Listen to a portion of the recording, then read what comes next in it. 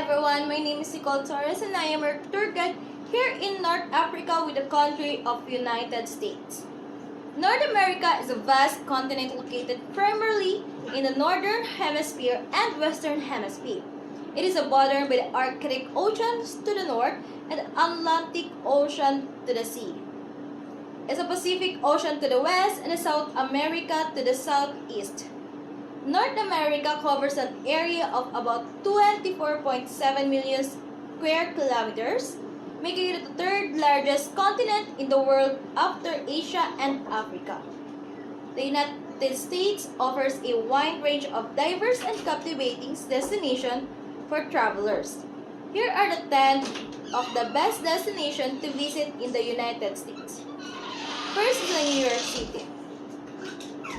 New York City is known as the Big Apple.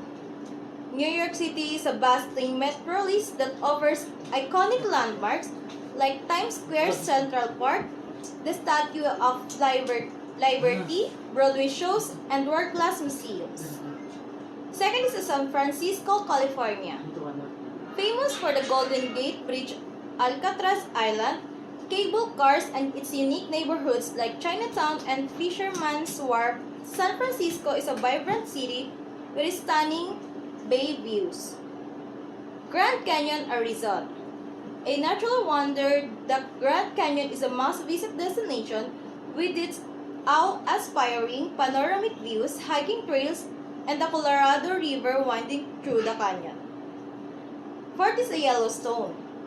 Yellowstone National Park, Wyoming, America's first national park. Yellowstone is known for its geothermal wonders like Old Faithful, wildlife sightings, and breathtaking landscape including waterfalls and hot springs. 5 is Miami, Florida, a vibrant city famous for its beautiful beaches, trendy nightlife, diverse culture, and Art Deco architecture in the South Beach area. 6 is Las Vegas, Nevada. Known as entertainment capital of the world, Las Vegas is a glittering city with world-class casinos, entertaining shows, shopping, and fine dining. 7th is New Orleans, Louisiana.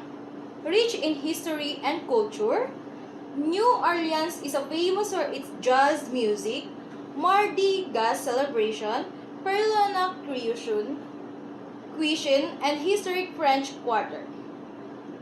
8 is Hawaii. Comprising several islands, Hawaii offers stunning beaches, volcanic landscapes, lush rainforests, and unique Polynesian culture, making it a paradise for election and outdoor adventurers. 9 is Washington, D.C. The capital of the United States, Washington, D.C. is home to iconic landmarks like the White House, the National Mall, the Smithsonian Museum, and the historic monuments such as the Lincoln Memorial and the Washington Monument. 10th, but it's the last of the United States best destination, is Sedona, Arizona. Known for its red rock formation, Sedona is a spiritual and wellness retreat destination with scenic hiking trails, art galleries, and vortex sites believed to have healing energies.